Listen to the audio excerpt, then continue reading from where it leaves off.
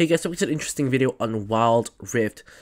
So today we're back with the patch notes for patch 3.1a, or rather I should say the patch notes review.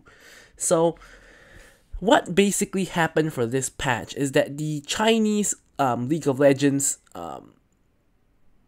server, I guess you could say, released their patch notes like about 2 days early, and as a result, Riot allowed a lot of content creators to do videos on the patch notes, those being Riot partners. So basically, I'm not a Riot partner, so you would have seen that like over 24 hours ago by this point, like I think it's like 1.5 days ago, like already there are people releasing videos on this, but I didn't have access to the patch notes, and I'm literally recording this video 1 minute after the patch notes are released. Now, just to show you guys over here, this is the League of Legends Twitter, Wild Rift Twitter.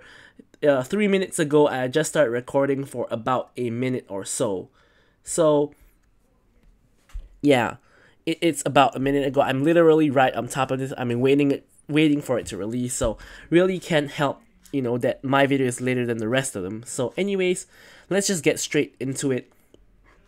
First up, we have Elemental Rift, which is already active. Now, basically, this is just telling you that it will end on 10th of April, which is actually pretty short. So, about 2 more days of Elemental Rift. I think I played only about 5 matches on Elemental Rift so far, and I have not yet gotten to the Elder Dragon Soul. So, definitely, I'm going to have to be playing a little bit more Elemental Rift to sort of try to experience the Elder Dragon, which I still really have not, and I still want to see if the second Elder Dragon, or if there will be a second Elder Dragon or not, which I do think that there is. 2 new skins, Pajama Guardian, Lux, and Ezreal, sort of a spin-off from the Star Guardian line, of course with the corresponding emotes as well, and a new icon for this new event for apparently a puzzle. So that begins on the 16th of April.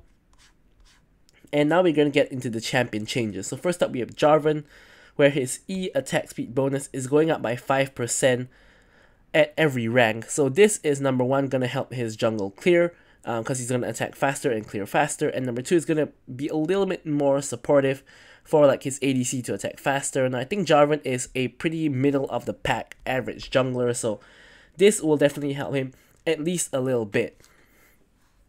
Now Karma, we know that she's very, very strong. I made, I think, at least 2 videos on her and showing her in support and APC, and she's really, really good at the moment. Like, she has really huge AoE area control, very good buffs with her with her E, and supportive capabilities with her W as well, and really good poke with her Q. So they chose to nerf the poke on her Q, where the Mantra bonus base damage is going down at later ranks by 30 at max rank, and then scaling down to 20 and 10. Honestly, that is a very small nerf. They didn't touch the rest of her kit at all, like the damage on her ultimate, the cooldown, or whatsoever. So I think for now, Karma is still going to be really, really good. It's just that in future, I do expect them to nerf her again. This is like the first minor nerf in a string of nerfs, as they normally do in Wild Rift. Now, Master Yi obviously has been in a very, very good spot. So, one of the top tier junglers, even in high elo, just because of how much single target damage he does. So the nerf they chose to give him is the bonus damage against monsters and minions on his Alpha Strike, his Q, is going down by 10 at base level and 25 at max rank. And the bonus damage ratio against monsters and minions hit by subsequent strikes. So you know now where he can attack, like for example red buff 4 times on his Q, is going down from 100% to 25%. So the first strike will do 100% damage and the rest will do 25. Now, this will definitely affect his jungle clear speed. Now he is the fastest clearing jungler, because he's going to do not only less damage but less subsequent damage as well. But the thing about this is that they didn't change his damage to champions, so subsequent strikes onto champions are still going to hurt the same. It only affects his damage onto minions and monsters. So this is targeting his clear speed, but it doesn't actually target his damage to champions. So in low elo, I can almost guarantee that Master Yi will still be great. It's only in high elo where Clear speed is really important that I think Master Yi might take a knock, but even so, I still think he's viable because of how much damage he does to champions. I'm going to be doing a Master Yi video in a couple of days time, so you guys can look forward to that and see how strong he really is. Now we got Nunu, where his armor per level going up by 0.4. So that's a total of like only a couple of points of armor, just slightly below 5 points of armor by level 15, so not too big of a deal. Consume AP ratio going up from 50 to 65%. His snowball barrage, his E, damage per snowball is going up slightly, and AP ratio going up by 1%. And his ult, absolute 0. Minimum base damage is going up a little bit in early ranks, but down by a little bit in the max rank. But the maximum damage is actually going up at all ranks, and the AP ratio going up by 25%. And the maximum charge multiplier is going up by 0.5. I'm not too sure what that means, honestly. But basically, they improved his AP ratio on all his damaging spells, aside from his W, which is the huge snowball he rolls into your face. So they're trying to encourage AP Nunu, I believe. AP Nunu mid was a thing in Elite PC at a certain point in time, like with Ghost as well. I can see it catching on in Wild Rift, but what I really think is very good about this change is Nunu will probably now go for Rod of Ages as his first item to give him some AP. So with that, he gets his tankiness, he gets his AP, then he can go back into building full tank. I believe that that's what Nunu is going to go for now. Olaf, going his reckless swing, his E, true damage going down by 10 at all ranks. It's a very minor nerf, and they do feel like Olaf is strong, which I kind of agree with, but it's a very, very minor nerf. I don't think it's going to affect him too much. Now Renekton, getting a host of changes. They think Renekton is pretty weak. I think Renekton is in a okay spot. Definitely don't think he's that strong, but I don't think he's that weak either. So health per level going up by 10. And the health level 15 therefore is going up slightly from 2120 to 2260. And here is the big change. Columning his Q, the healing per enemy hit is going down from a base amount of 6 to 15 to now going down to 4 to 10, but with 8% bonus AD. And when you have the enhanced one, the one with the rage, from 18 to 45, instead is going down to 12 to 30, but with 24% bonus AD. So this is what a lot of people wanted from Renekton on release, because his healing was really low. Then on the next patch they buffed his healing and people weren't complaining about it anymore. So now they finally chosen to add the bonus AD ratio into his Q's healing. So this is sort of this is sort of how he is in Elite PC at the moment. So the thing is, he doesn't actually get that much AD. He builds like Blade of the Rune King and Black Cleaver. Blade of the Rune King gives 20 and Black Cleaver gives I think 30 or 35, so that's not that much. He builds Sterex and Death's Dance, which Sterex doesn't give anything. Death's Dance gives 35, I believe, and then GA gives 40. So overall, his first like 2 items is gonna be like 20 and 35, so that's gonna give him like 55 AD when he has his 2 item power spike, which is not that much. So you get like 8% or 24% of 55, which like is not all that much, but it's still going to be comparable, I think. Let's see there. So will it be more than 8% of 8% of 55? I'm gonna have to whip out a calculator real quick. Give me a moment.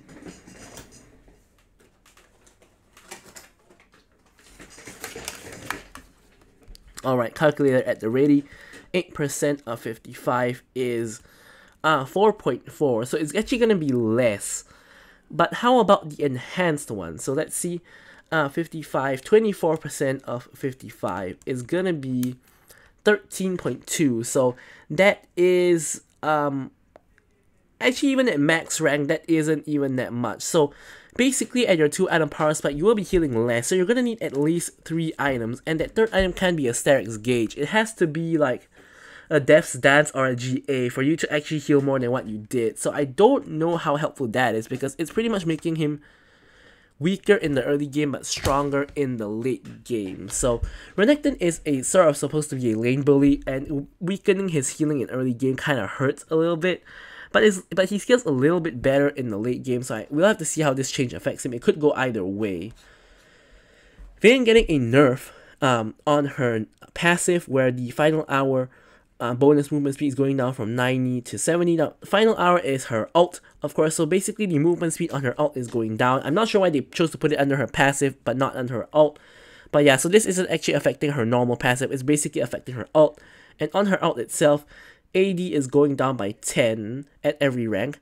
They did buff it by 10 at every rank like maybe like 5, 6, 7 patches ago. So pretty much they're just reverting that patch. But the bonus movement speed is the one that's really going to hurt, because she really needs that bonus movement speed to chase people down. As a Vayne player, a lot of times you ult and you're going to have to like really run people down and with your ult movement speed, so that is going to hurt. The movement speed part is going to hurt. I think the damage part is not going to be too bad. Veigar, Event Horizon, his E, the cage, cooldown going down by 2 seconds in all ranks. That's going to make Veigar a lot better, both in mid and like support, or even APC, if you play Veigar in those roles. Of course, his cage is probably the main reason and most useful part of Veigar, so that's going to help him quite a bit. Vi's base AD going up by 6. So that's going to improve her jungle clear and her early game in general. So that's good for Vi jungle. Probably going to make Vi a little bit better, but not by too much. ARAM changes, just going to take a quick look. Pretty much just Warmock's nerf, half the healing. Nothing too big. Blade of the Rune King getting a nerf in cost of another 100 gold. So quite a few people like to build this as a first item. Now, firstly, it's obviously Vayne, and secondly, it's a lot of like top laners like Renekton, like Irelia in mid or top, like a lot of fighters and like Vayne, fighters and Vayne basically. So that's gonna make it a lot harder to get before the first dragon, and 3,200 is pretty pricey for Blade of the Rune King. I mean, it did get nerfed. Like, it now only gives 20 AD. It used to give like 30, and it got nerfed especially on ranged champions like a long time ago when Blade of the Rune King was broken, and now the cost was increased by 100 then. It used to be 3k, so it went to 3,100, now it's 3,200, so Blade of the Rune King is getting another nerf. I'm not sure that it really was needed, I think, but it is what it is, so we're gonna have to see. So Vayne getting a double nerf on this one. Renekton sort of getting a double nerf as well. So monsters, Baron Nashor getting another change. He is getting even more health again, going up by 1k, so that's about a level 15 smites worth. Not negligible. His acid shot, which is the one where he shoots five like, I don't know, spits from the sky, is going from 20 plus 120% AD to 120 plus 25% AD, so lesser scaling basically. Higher base damage but lesser scaling. So this should mean that taking Baron earlier is going to be worse because he's going to do more damage overall, but taking Baron later on in the game is going to be better because he has less AD scaling. The acid shot damage ratio to targets hit by subsequent shots going from 70% to 50%, so after you get hit by the first shot at 100% damage, it's going to go down to taking half damage for subsequent shots. So it means taking Baron with less people or solo is going to be a little bit easier in terms of the damage from the acid shot. Overall, I think these Baron changes, they're not too important in my opinion. Maybe the 1000 health is going to make you have to spend a couple more seconds on the Baron, but aside from that, I don't really think it matters too much. Now, Home Guard and minions. So let's take a look at the change. Home Guard, movement speed changes from after 12 minutes, gain 30% movement speed for 4 seconds, to after 1 minute, gain 40% movement speed until the game ends.